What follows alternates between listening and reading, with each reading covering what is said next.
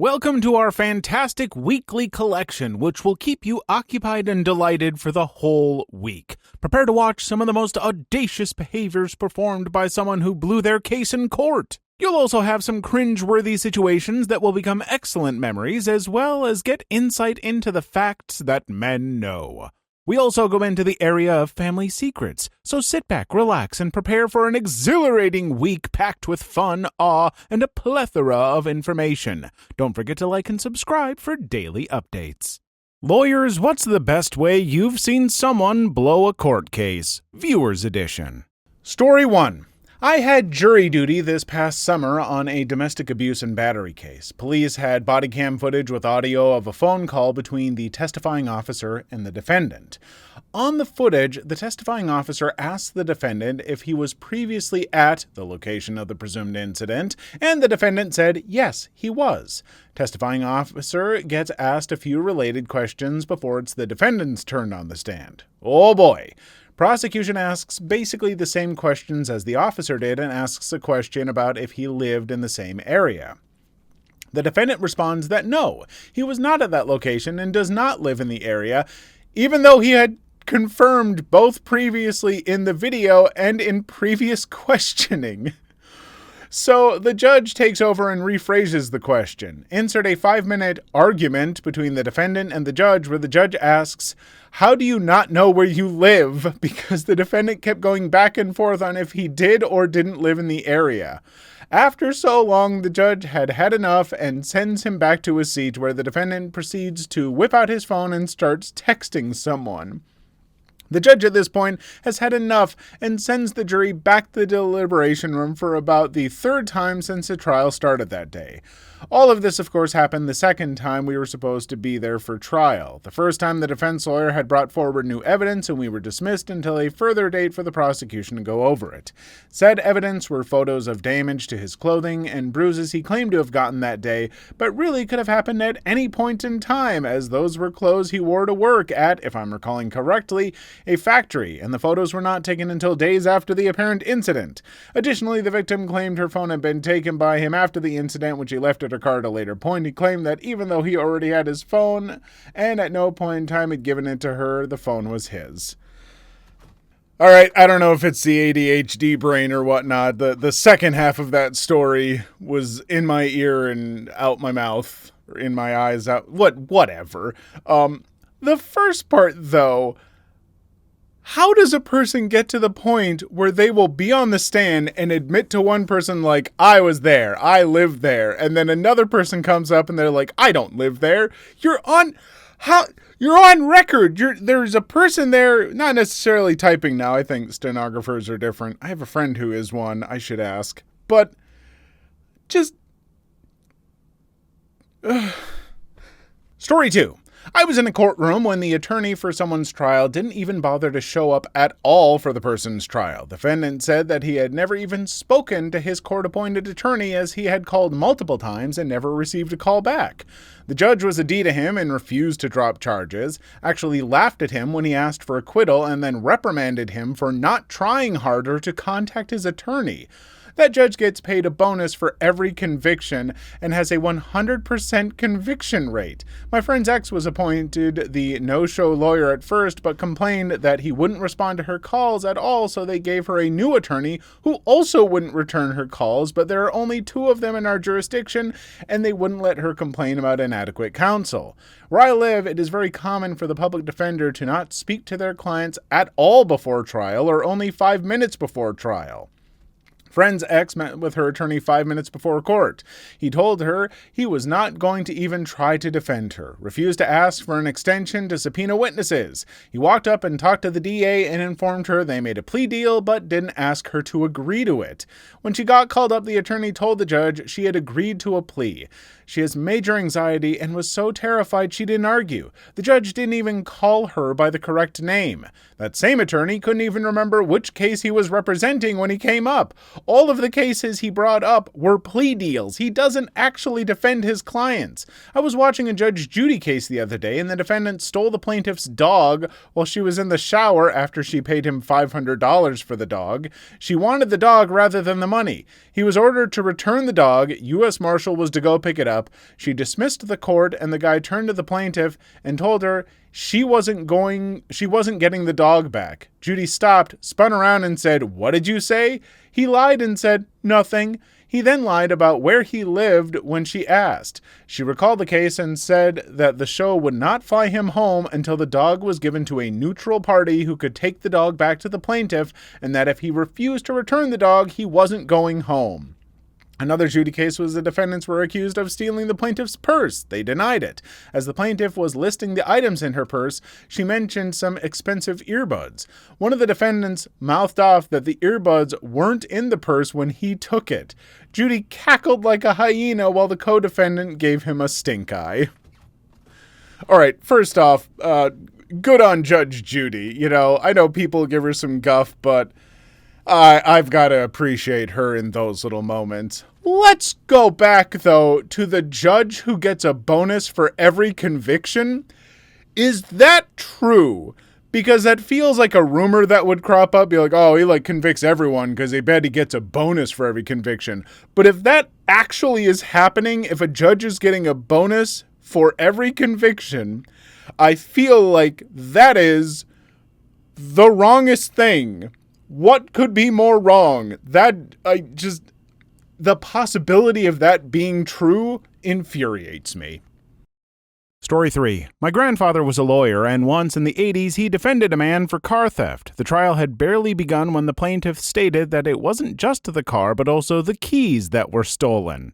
At this point, the defendant loudly said, "Well, that's what you get for leaving them on the porch." Needless to say, my grandfather lost the case and his client went to prison for 3 years. Dumb, dumb, dumb.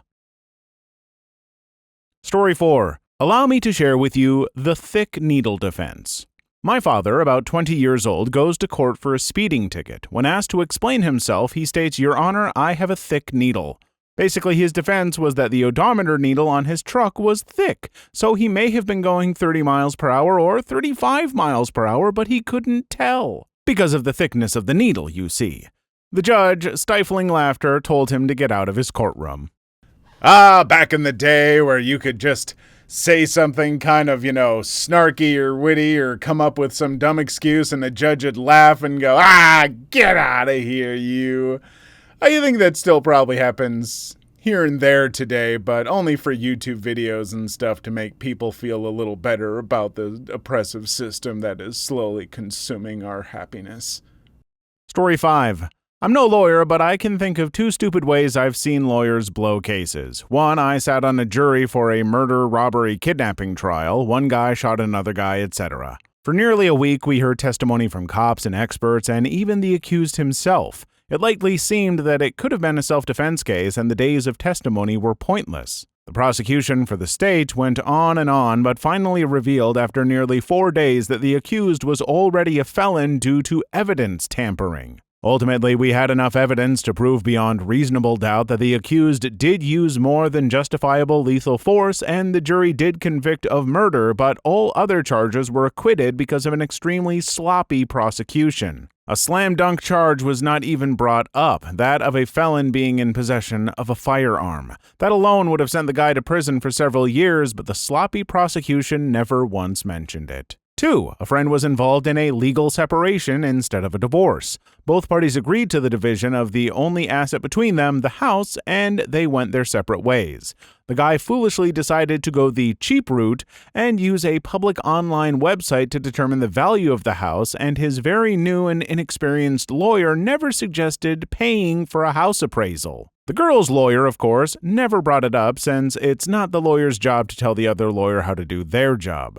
The girl got an appraisal done and knew the true value of the home. When the house was sold and the separation was final, the guy lost more than $20,000 in equity because he didn't have an appraisal that proved the actual value of the home. Story 6. I actually have one. Not a lawyer, but I'm a receptionist for a bankruptcy attorney. At the initial meeting with the judge and creditors, the debtor was asked why she didn't file taxes. Debtor responds with the fact that she doesn't make enough taxable income to file taxes. Debtor also continues with, I make money under the table and I'm paid cash. Needless to say, we're going to be investigating this.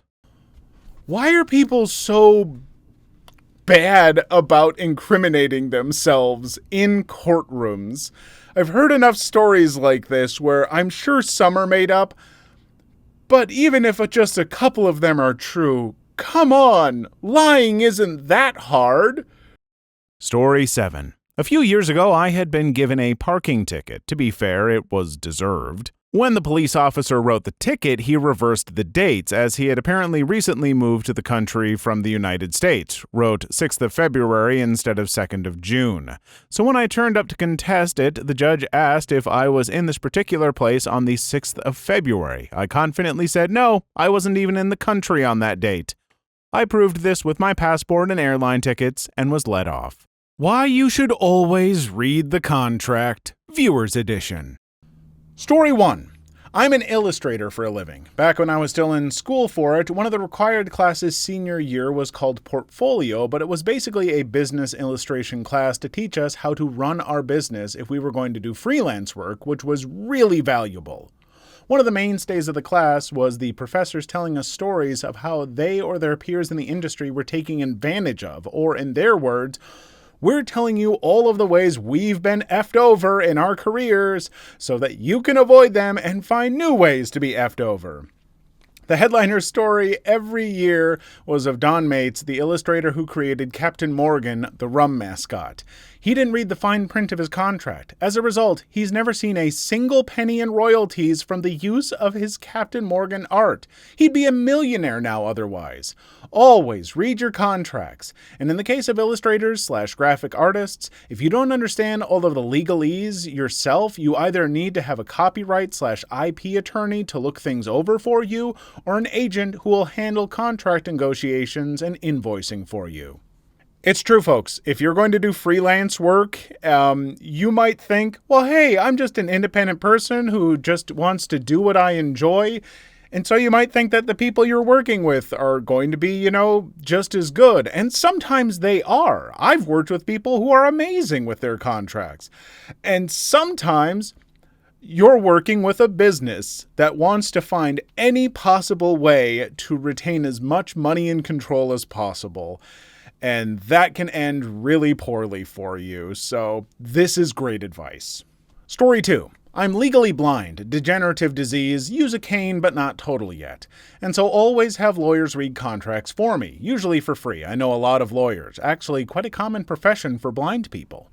One apartment lease I specifically asked to be embossed, printed in Braille, and when I was asked why, I plainly said that I didn't trust them and there's no such thing as fine print Braille since it has few size variations. They weren't too happy and denied my request, backed out immediately. Oh yeah, I think as we might find going through this, when you're dealing with a leasing agency or a landlord or something, reading those lease contracts and everything is incredibly important. And if they're, for any reason, don't want you to read all of it, that's a big red flag. Story 3. My dad, family practice doctor, was looking for a new place to run his practice. He found a new building under construction and they provided him with a copy of their standard lease. Everything was to his liking, including an exclusive use clause for the building. They couldn't have another family practice doctor as a tenant. So he went in the next day and signed. When the building opened, he noticed another family practice doctor inside. He talked to her and they both thought that they'd had an exclusive use clause in their leases. They complained to the building management that this wasn't allowed per the terms of their lease. Management told them to show them where the lease said that. Turns out they'd given my dad a copy of the lease to take home and read at his leisure, which contained the exclusive use clause. But when he went in to sign, they had prepared another copy of the lease with his info filled in for him to sign. They had removed the exclusive use clause from this copy of the lease. So if someone gives you a copy of a contract to read, make sure that's the copy you sign. If they insist that you sign a different copy, you need to start over from scratch and read the whole thing all over again. What was that comment I just said in the last story about, leasing agencies and landlords and stuff like that? God, something about how they're going to try and screw you over no matter what. Weird.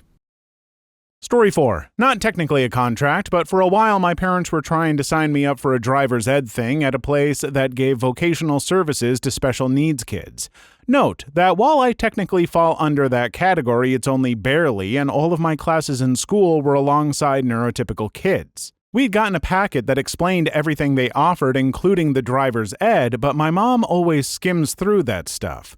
My parents knew that I didn't need the vocational stuff, however, for some reason my parents saw this as necessary and tried to set something up. When we managed to get a meeting with the people who ran it, my mother, who was with me at the time, expressed her interest in the driver's ed stuff, and only that. The person we met claimed that to take that, I had to do one of the vocational services they offered.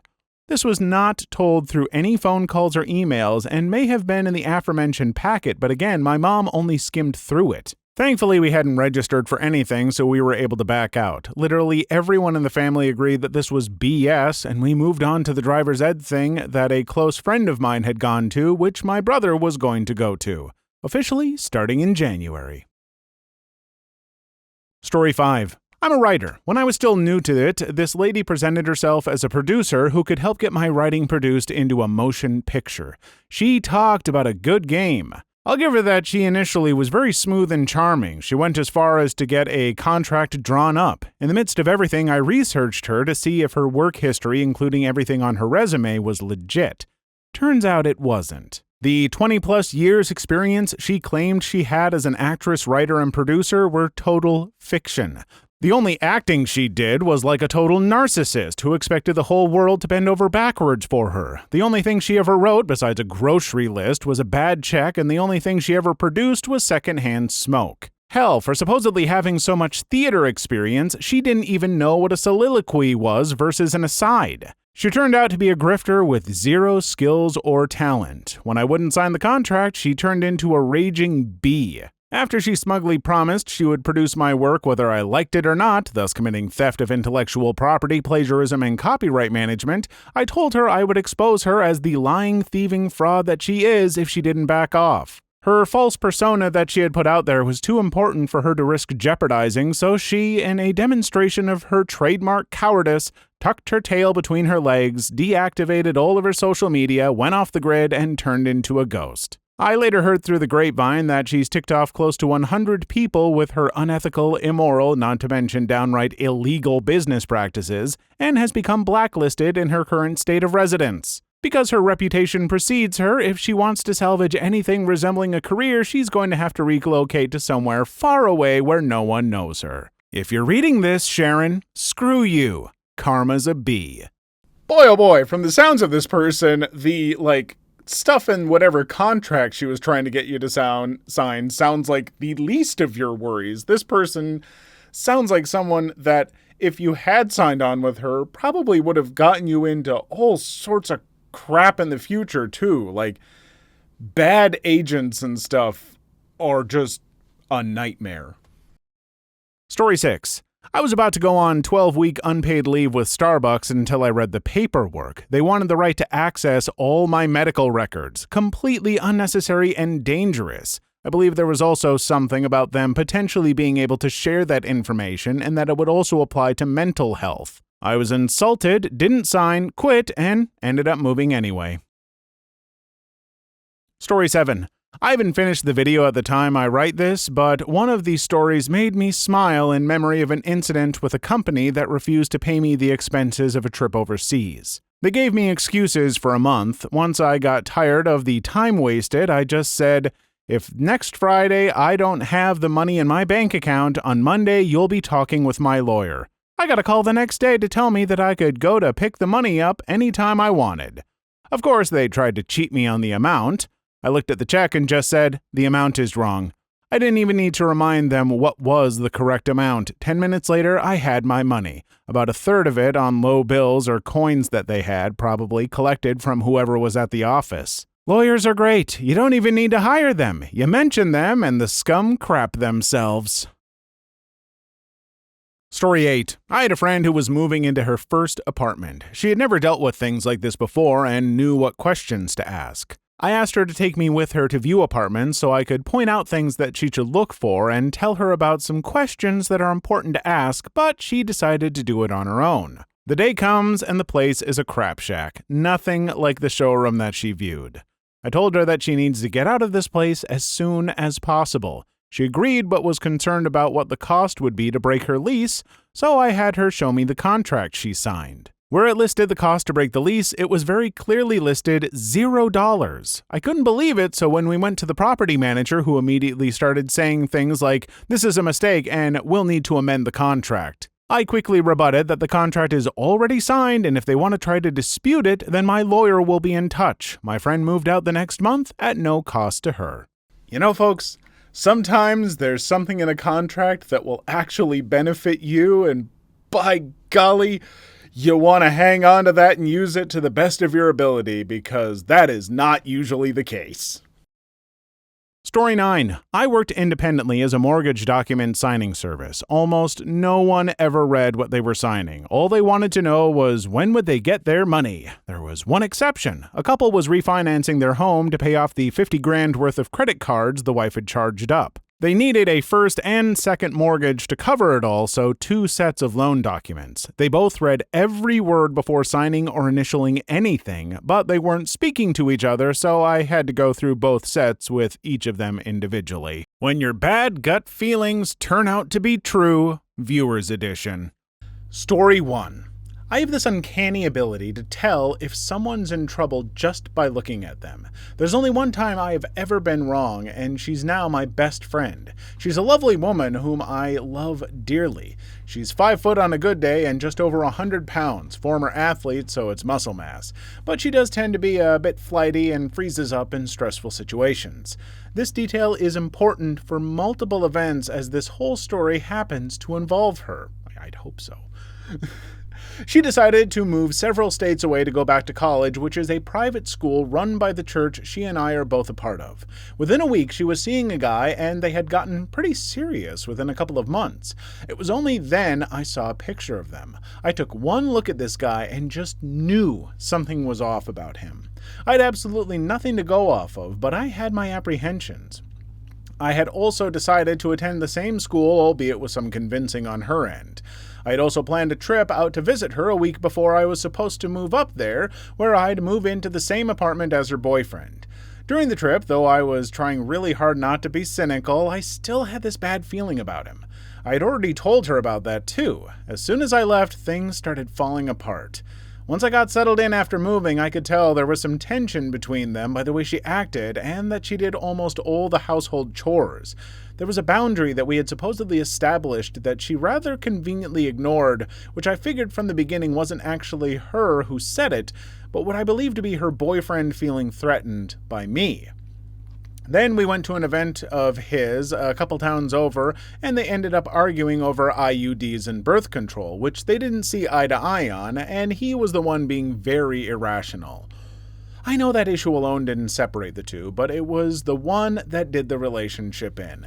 She broke things off and cut him out of her life, but of course, that now I meant I lived with her ex. She would still come over, but that was short-lived after the incident occurred where he showed up out of nowhere when he was supposed to be gone for a week. She panicked and fled, and I don't think I had ever heard her bawling before, and I had known her for almost a year by that point. She's usually very level-headed, but this was one major exception where she just lost it. Her roommates and I helped console her for about 45 minutes, though I was just over the phone with her for that. It was so surreal, but in a weird way, it helped us grow closer to each other. From here on out, my friend, it doesn't really pertain much to the story, but oh boy, there's a lot more the ex has to offer. A few weeks after the incident, he had a couple of his buddies over who were being loud at 1 a.m. and made me very uncomfortable in my own apartment, especially since the ex wasn't around. We had cats in the apartment, and one of them had gotten stuck in a chair and had to be rescued. I'll admit, I lost my cool a little bit, but I told them that they needed to leave or I would call the cops for trespass, which included a fruitless call with the ex about them. Also, it turns out the ex had lied to them about whose idea the cats were. They believe that my friend had convinced the ex to get the 4 cats, when it was in fact the other way around, that the ex wanted the cats, except not so much anymore. Most on anymore in a bit. So cool, the ex is a liar and hangs around bad company. I'm very lucky my grandparents live in the same town I do, and that one of them was up at 2 a.m. to let me stay the night. Just a few days later, the ex starts planning on taking the cats up to the mountains and releasing them into the wild. My state, and I would assume every other state, but I'm no legal expert, considering doing such a thing as animal cruelty. Fantastic, so the ex is a criminal and the piece of crap towards animals. I took matters into my own hands and took some of the cats to a local no-kill animal shelter. Naturally, the cats weren't spayed, vaccinated, nor microchipped, so guess who got to pay for that? More on that in a bit, too. The ex is also the one who pays rent for the apartment in one lump sum. I've made that kind of arrangement before in previous apartments I lived in, so I thought nothing of it at first. That was until he asked for rent late on the first of the month through Venmo, which happened to be the due date for it. I tell him I'll pay it the next day since Venmo can be a bit slow and I'm not going to mess around with it like that for several $100 rent requests. This man had the gall to turn around and ask me to pay the transfer fees so that he can get the money by the 5th, which is when he'll finally pay the rent. I'm sorry, what? I had the money for a week before it was due and you're asking for it the day it's due and complaining about transfer fees? He also tries to call me out for paying rent late the previous month, but guess whose fault is for that?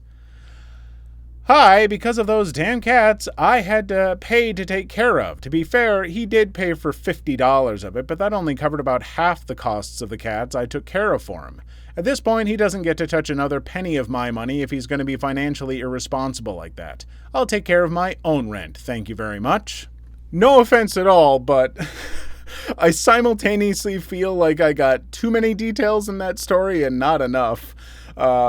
Details were in weird places, so I didn't completely follow all of it. It was just intimidatingly long, and it's been a long day, so it's nothing against you. This is a me thing. But it does sound like a bad, kind of a crummy person. And yeah, I think a lot of us might actually get these feelings about people, but we don't listen to it because it's like, but I don't know them, and you dismiss yourself. But I don't know, sometimes people, sometimes you can just tell. Story 2. A bunch of times. The main one was the boyfriend of a roommate who seemed genuinely nice at first, but I remained hesitant. Seemed decent enough, and the roommate vouched for him.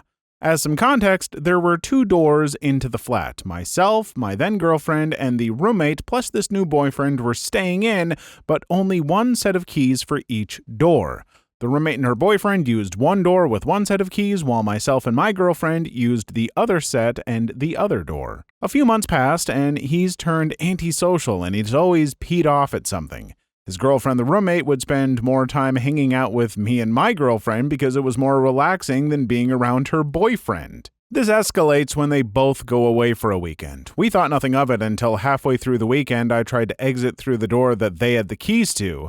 It opened. They had gone away for an entire weekend, said absolutely nothing about it to us, and left the door they had the keys to completely unlocked. This peed me off to no end, as we were staying in a block of flats that didn't have a good reputation, and we had witnessed on multiple occasions random strangers walking down the hallways and trying to open every door. And if they didn't succeed, they'd take the fire escape up to a level instead of the elevators, probably to avoid cameras. I had words with the guy over the phone, calling him out for the danger he put my girlfriend in, as she often stayed at the unit alone on the weekends while I was working. He didn't give an F and told me that I was just some kind of phone warrior and a big man behind the keyboard, but that I'd never say it to his face. They got back later that day. I gave him 5 minutes to go to his room and put anything down, then I went in and asked if we could talk. He says sure. So, I repeat the same things I said over the phone, that he's irresponsible and doesn't care that he puts other people in danger. This triggered something in him and he walked over, mouthing off and grabbing my throat. I tell him to let go, I repeat it, and say that if he doesn't, I will defend myself. Fight ensues, he ends up leaving with a bleeding head and had to get multiple stitches at the hospital. He had wanted to drive himself, but after walking outside the apartment, he phoned a friend. When he got back from the hospital, the girlfriend ran up 8 flights of stairs to beat the elevator back just to laugh at him and tell us about the shaved patch on the side of his head. He threatened legal action, a notion which he dropped a few days later after having a heated conversation in the hallways with his lawyer over the phone. Most likely, the lawyer told him he had no grounds, and if he were to pursue legal action, he'd be exposing himself to charges on a losing case. He chose to move himself out, and so I restricted his access to the property thereafter. Within a month, the roommate is also moving out in order to move in with him, although she'd spend most of this time living with him already, and he arrives thinking he can demand access to the property. I bar his access, and so he calls the cops on me. They show up, I explain the circumstances, including who is named on the lease and the reason he's barred from the property. He tried to make a claim that we were refusing to allow the roommate to collect her belongings. Meanwhile, she was already inside the property packing up. The police pull him aside and scold him for wasting their time and leave. Funnily enough, I ended up hanging out with him a few years later, and he seemed to have changed into a more genuine person. He still has his hang-ups and issues, but he was friendlier without any agenda. But his girlfriend, on the other hand... I've said it before on this channel that be careful who you become roommates with, because that is an amount of stress that you don't anticipate. You think, oh, I've lived with people because I grew up with my family. It's nothing like that. It's so much harder, and made all the more harder when it's with two people who are in a relationship and you're not one of those people. That is a stress I wouldn't wish on anyone. Story 3. Oh goodness, I have a good one. We adopted a brother that was a month younger than me. I was homeschooled since the 3rd grade, but this boy we adopted happened to be my childhood bully. For 5 years, I had a gut feeling that he was a parasite or something and that we needed to purge our family of him. After years of therapy for anger management, I was proven right when we found his camera in the changing room with hours of recorded videos of my sisters unclothed. 3 years later, and he is no longer a part of my family. I've been vindicated in being right, and as of last week, he is on the run from the law with nowhere to sit down and rest because of his choices. Follow your gut, peeps. Otherwise, you're diagnosed with PTSD and depression, anxious as heck, and barely able to hold it together most every day. So grateful my family has my back, because otherwise I'm not sure I could handle the amount of stress that comes from someone hurting you like that. What's a universal rule all men know? Viewers Edition. Story 1! Rule number 1, the urinal rule. There is always a space of at least one unless there's a divider. Still, use a stall if available. Always wait for an opening. I mean, yeah, we all know the urinal rule, and so, yeah, this is very much what the prompt is asking for. It is the most universal man rule, is don't do that at urinals. And yet there are still men out there who don't obey this rule, and they come up right next to you when you're trying to pee during a slight break in the action at the movie theater. But you have a shy bladder. You have enough trouble just peeing in a public bathroom where other people are in the stalls. But the guy comes and stands right next to you, and you're trying to pee, and now you can't pee, and you're like, I'm missing the movie, and I need to pee, but this guy's also standing here, and I think he looked at my wiener. You know, as an example. Story 2. One thing everyone knows is the language of men. Up nod. Hey, what's up? Down nod. Respect or thank you for something the other person did. Left nod. Yo, check this crap out. Right nod. We have to talk in the other room or in private. Up nod and hold. Sign of aggression and dominance. Shake head up and down. Signal for yes. May vary from country to country. Shake left and right. Disappointment. Shake left and right fastly. Signal for no. May vary from country to country. Slight tilt or narrow eyes. Thinking. Feel like I just went through an Acting 101 class. Now you need to convey that you're thinking. Try squinting your eyes a little bit, like the sun is out and you forgot your sunglasses. And next thing you know, you're going to be in the movies. Story 3. I'm that guy who disappears for 3 days. Not the one from this story, but it happens to me sometimes. It happened more when people didn't have phones. I don't drink that much, so I can tell you what happens. I go out thinking to have a good time. I get to the bar or club and immediately realize I don't have my wallet. As I'm patting myself down and looking mildly disappointed that I'm going to have to walk back home, I get noticed by the party bro who was watching my mini freakout at the bar. Party bro goes, "What's up, bro?" I answer, "I just realized I gotta go get my wallet."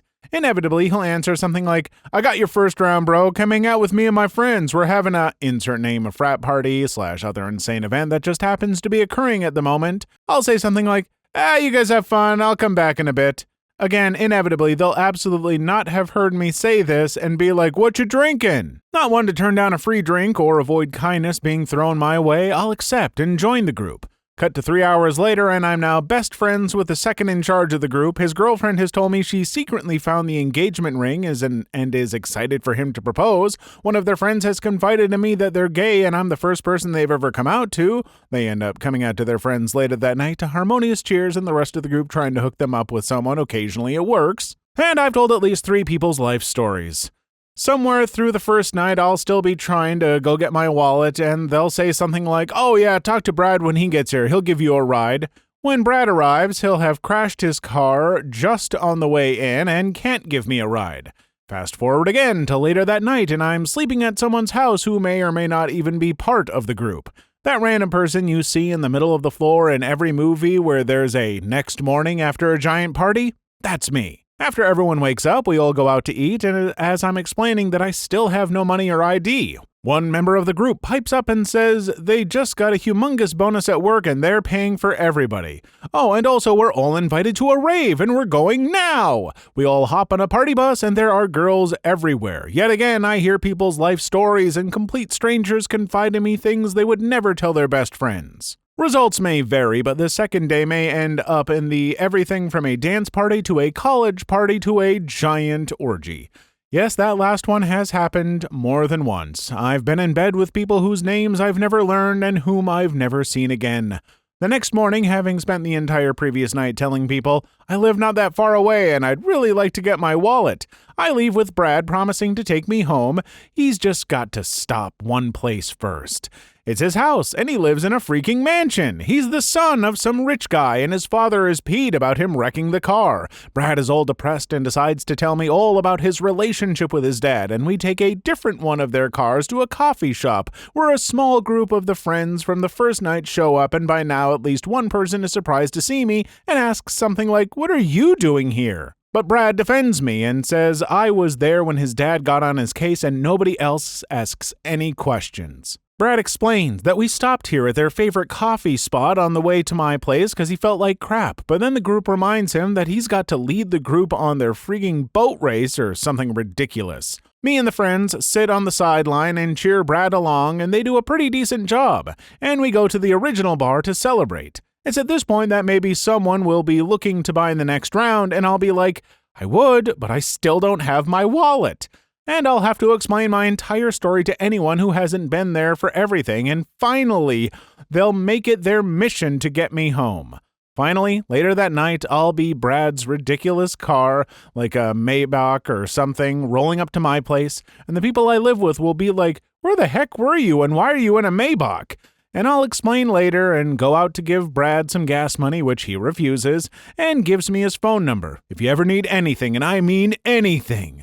Sometimes I'll see that group again weeks later, but I never know what to do, so usually I'll just wave excitedly and exclaim, I've got my wallet this time, to which we share a laugh. It's not always 3 days, but stuff like this happens often and is the reason I don't randomly go to bars. I'm like a magnet for stories like this and don't always have time for random crazy stuff to happen, so I avoid it like crazy. If I'm ever in a place where I have the time to spare, though, I sometimes try my luck and see where the night leads me. Occasionally, I'll have a pretty good time, especially if I remembered my wallet and now my phone. I have no idea what universal guy rule that this is trying to convey, because this is, I'm not a party person at all, so maybe I don't know this because I'm me. But I will say you sound like a fascinating person. You sound like the kind of person that I'd be like, hey, you wanna go out and like hang out with Gary for the night? It's like, yeah, crazy stuff always happens when I hang out with Gary. Let's go hang out with Gary. We should probably put extra food in the dog's dish because we are not going to be back in time for breakfast. What's a big family secret that you know? Viewers Edition. Story 1. When I was a kid, I was really scared of all adult males. I wasn't abused to my knowledge, but I just always felt uneasy about meeting adult males even if they were family. One exception was my grandpa.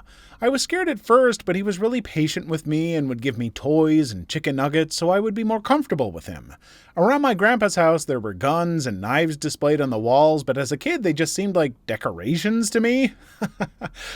I thought it was normal for men to collect old weapons as a hobby, so I never really asked about it. My dad was in the army, so I assumed my grandpa probably was too back in his day. I grew up really timid, and it was normal for me to be bullied by girls in school, but I learned to deal with it properly as I got older.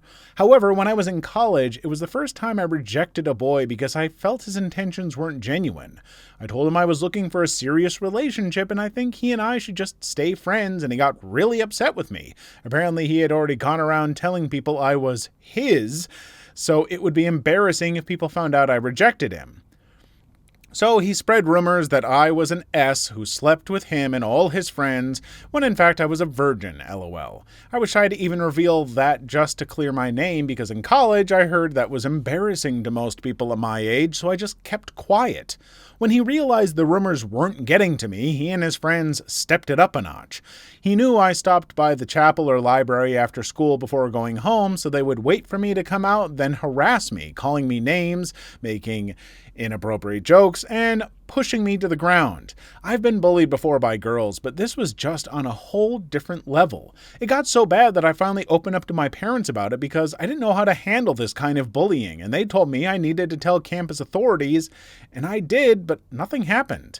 So I just kind of accepted this was going to be my life until graduation. I only had 3 months left of uni, and this had been going on for half a year. One day, a couple of those guys stopped going to uni for a while. When they finally came back, they were covered in injuries, beaten black and blue from head to toe.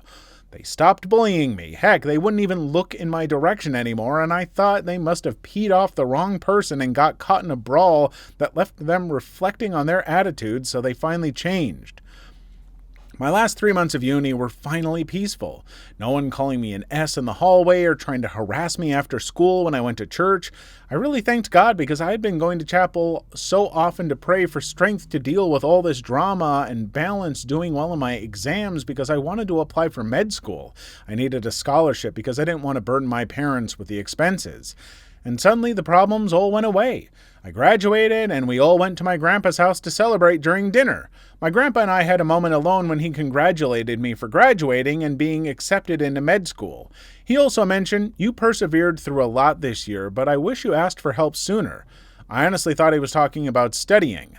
On the ride home, my parents revealed that my grandpa was a paid killer back in his day. This was a long time ago in Asia, so it was very cheap to have someone offed before. He still had connections with some shady people, and he paid them to have those guys beaten up when he heard from my parents what they had been doing to me. I honestly felt really bad when I heard the truth. I never intended for them to get hurt, and all I wanted was for them to leave me alone. I don't complain about anyone anymore to my parents, and never to my grandpa. I know he did it out of love, but I just don't want him to have someone get hurt again. That's all I wanted to share. I only told my best friend the truth about how all the bullying finally stopped because I honestly didn't think anyone would believe me or they would be scared of me. Thankfully, she took it well. Ooh, I'd figured out where that was going, somewhat early on. And yeah, no, I'm kind of with you. I'm happy that the bullying stopped because you absolutely didn't believe that, but that is kind of a scary thing for someone to do, especially without asking for your permission, which clearly you would never have given. I'm on record here saying that I typically like violence avoided unless it's, absolutely necessary or for defense, but it's a weird nuanced thing. And even though it got results here, I am sorry to hear that results had to be gotten in that way. That, yeah, I imagine that kind of hangs over your head a little bit and you don't feel great about it, so.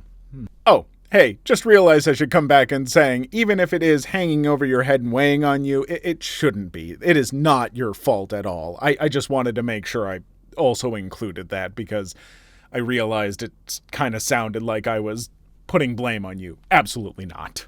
Story 2. My dad is the definition of good, humble, and shy person, and he always shares different stories with me. One day, while we were on a walk, he casually told me his cousin, brother, and his friend, who were extremely tough, were arrested for some stealing or fraud once, and they were handcuffed together by one hand but managed to escape police and got on a train while hiding the cuffs with sleeves that were broken, separate with rocks or something, but then when the ticket checker came, they obviously didn't have the ticket, and this would easily end up with them getting caught as runaway criminals, so they threw the TC out of the moving train and they never got caught. At first I laughed, but then I realized my dad wasn't joking. He even said that the guy is still alive and we can meet him if we want. It's interesting to find out that a relative or relatives did something that criminal and that you can go and meet the person they threw out of a train. That's a lot. I found out one of my family members was a criminal. What do you call it? The embezzlement. Yeah. I won't say who, but I was often compared to this family member. And when my mom told me about the fact that he did embezzlement, she's like, "You're a lot like him, but don't be that much like him." Story 3. My grandmother was Algonquin Metis. She refused to ever speak about her childhood. My uncle did some digging into our family history, and as a total history nerd, I dove into that pool headlong. As my grandmother got older and I dealt with the hard things in my family, my autism has led me to have a reduced emotional capacity, making hard decisions relatively easy to me. I found a few things out during the arrangements I was making when my grandfather died. My grandmother confided in me and gave me just enough information to dig deeper. With what I had, I shared it with my uncle. Together, we drove out to the small town my grandmother was from and spoke to the town historian. She's as big of a history nerd as us. We got lucky to find her. We saw where my grandmother had lived. We thought it was in disarray, but that's just how it had always been, according to the photos we found. Most of the windows didn't have glass, there were no front steps, but it was about a meter drop from the front door to the ground. The plumbing was all lead pipes, and 80% of the time the water didn't even flow. They didn't have a toilet, just a bucket and a rag for each family member. The floors were an assortment of boards. My uncle built houses and determined they were scraps from real homes. The local government and church would not allow my grandmother to learn about her indigenous roots. The Catholic school she attended regularly beat the students for asking questions. My grandmother spent most of her childhood without shoes and very few clothes, which were often dirty because there wasn't really any running water accessible to them. Almost all the non-native people in her town constantly abused and berated them for being Native American. So my grandmother refused her native heritage and spent as little time in the sun as was socially acceptable so that she wouldn't tan to her natural native bronze. She spent a fortune curling and dyeing her hair so that it didn't look native. We're from Canada. She died still believing her native heritage was a taint. I'm sorry to hear that your grandma felt that way, but yeah, unfortunately, in those days, there was still that kind of awful discrimination. Even these days, I still see some of it. But I hope that you can, hold on to that part of your heritage, and I hope that you've maybe been able to take the time to learn about it and embrace it in a way that, sadly, your grandma never got to. Story 4. I've actually found out a lot about my family and a branch of the family that I didn't even know about. One night my best friend and I were drinking and we started talking about our cousins. A lot of his first cousins are my second and third cousins. It's not surprising, being from small-town Texas and knowing how our families like to play Johnny Appleseed. But one scumbag that he and I are most directly related to was a pedo. He tried to get my best friend and myself at different points in his life. We were always too smart for it and made sure we were never alone with him. That bag of horse pee ended up dying of AIDS. Most of the family sees him as a martyr, but a few of us, especially the ones he did manage to touch, know him for the monster he really was. Story 5. My grandmother on my father's side passed away when I was 13. I was really close with her, and it took me a long time to move past my grief.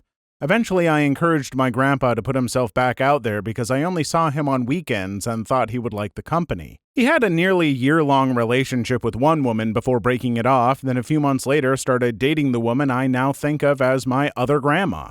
As time went by, my other grandma became increasingly suspicious that my grandpa was being unfaithful. It all came to a head just after the ball dropped for New Year's 2021. He'd been seeing another woman behind my other grandma's back, and they had a very emotionally charged breakup. I helped her pack up her things to move to a second house they'd recently purchased for the purpose of flipping it. She ended up having to live there. We did some digging and talked to some family friends we rarely spoke to, and it turns out that my grandpa had also cheated on my late grandmother with this same woman decades earlier. And the woman had been married at the time as well, and it continued for many, many years. All those years, I thought my grandpa was out working. Half the time, he was out cheating on my late grandma with this woman. My late grandma had had a drinking problem for as long as I could remember. I'm now convinced that she was constantly drinking because she knew what he was doing, but saw no way out and just put on a brave face for all of us. I'm no longer in contact with my grandpa, but I visit my other grandma regularly. Story 6. Found out recently that there is a family curse. My maternal grandfather was really close to an uncle of his when he was young. That uncle was also the one who named him, which may be part of why they were so close. When my grandparents had my uncle, my mother's younger brother, my grandfather begged my grandmother to name him after his uncle. His uncle had the name Bethel, but went by Beck. My grandmother hated the name, but compromised and let it be his middle name. My uncle spent all of his life going by Beck. He preferred it to his first name, James.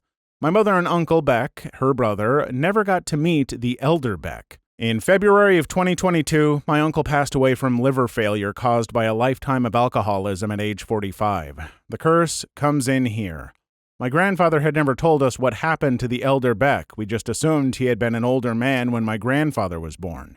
He wasn't. Elder Beck passed away at 41 from drinking himself to death. He died in the 60s and wasn't looked at to see if he had liver damage, but it was known that the lifelong alcoholism had ruined his health in some way to cause his death. My mother and I think this may not have been the first time this has happened in our family. Just to be on the safe side, the names Bethel, Beck, or any variant of it, such as Becky, will not be used in our family for a really long time.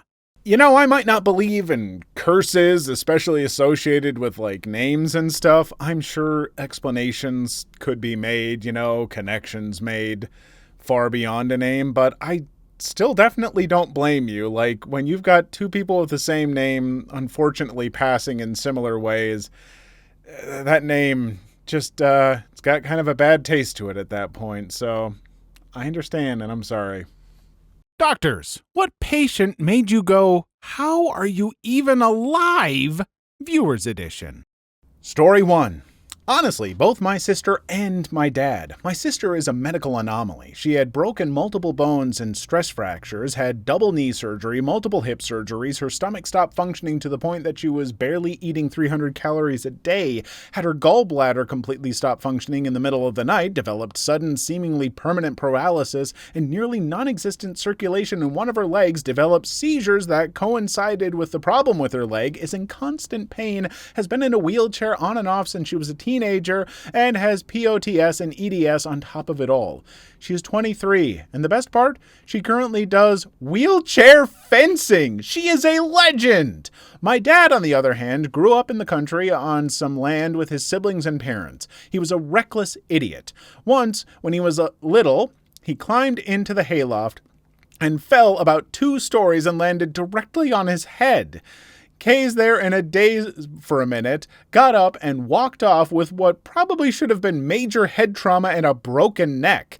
He and his dad once decided to burn some dead chickens in their old well, and the methane resulted in them accidentally blowing it up. It exploded with enough force to smash rocks through their metal barn 100 yards behind them and blasted them both about 10 feet backwards. His mom and sister came racing out in the family truck in tears because they thought my dad and grandfather were dead and they would have to collect their bodies. My dad also fell off a ski lift as a teenager and dislocated and slammed his shoulder back in 3 times when falling down the side of a ski slope and just got on the bus with the rest of his family like nothing happened. He woke up not able to use his arm, and when he got feeling back, he just sort of left it.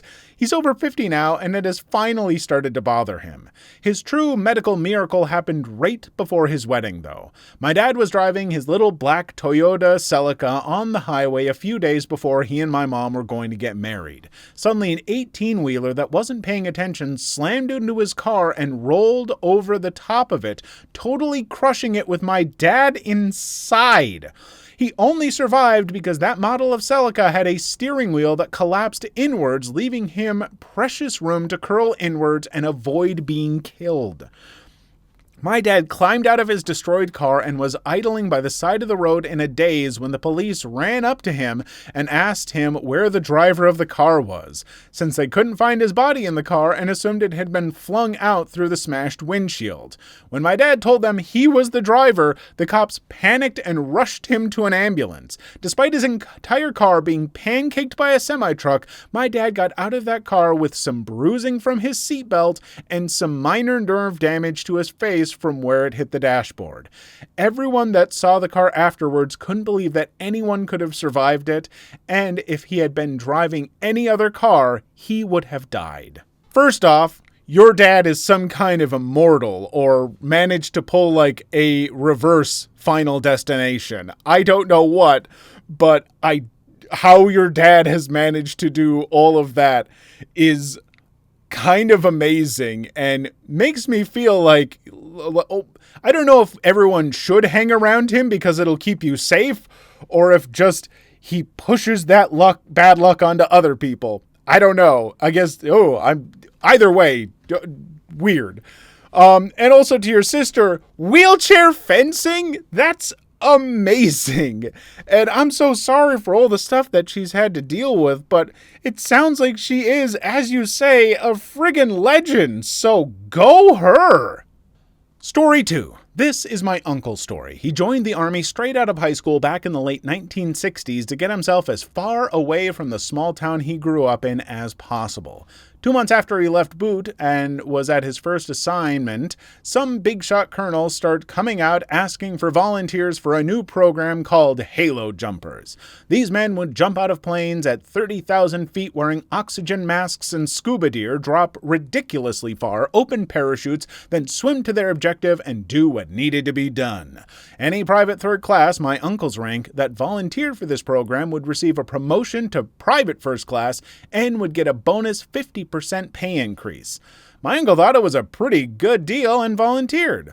He went through a bunch of training and then they started doing practice jumps without all the gear over land to accustom them to jumping out of planes and using the parachutes.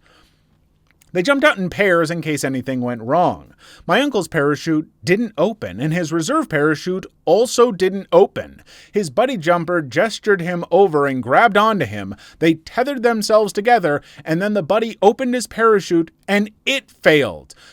So did his reserve. The two of them realized they were about to die and told each other it was an honor serving with them. And then miraculously, my uncle's reserve parachute opened. They were too close to the ground for it to slow them to a safe speed, but it did keep them from hitting the ground at terminal velocity. My uncle landed on top of his jump buddy. The jump buddy died on impact. My uncle untethered himself from him, stood up, and walked away without a scratch or even a bruise and called in a medical emergency. When the ambulance arrived, the medics kept asking him, "Where's the other guy? Where's the other guy?" They refused to believe that he was the other guy. From then on, everyone called him Merlin because he must have been a wizard to have survived jumping out of a plane without a parachute. Later, it was found that the jump buddy had been sleeping with the wife of the guy who packed their parachutes, and he'd purposely sabotaged the chutes to make sure he fell to his death. He had to sabotage both the jump buddy and my uncle so that the jump buddy couldn't grab onto my uncle and use his parachute. The guy who packed the parachutes died in prison 10 years later. My uncle is still alive and well to this day. He teaches military history and tactics at West Point. Okay, that sounds like the story to one of those military-based crime scene investigation murder shows or whatever. But that's wild, and also so lucky in the end that chute opened for your uncle. Not so lucky for the other guy, but can you imagine resigning yourself to death at that point and all I'm having trouble wrapping my brain around it. Story 3. Not a doctor, but a relative. My wife had a disc herniation that wasn't surgically corrected in time, so she had major neurological problems afterwards.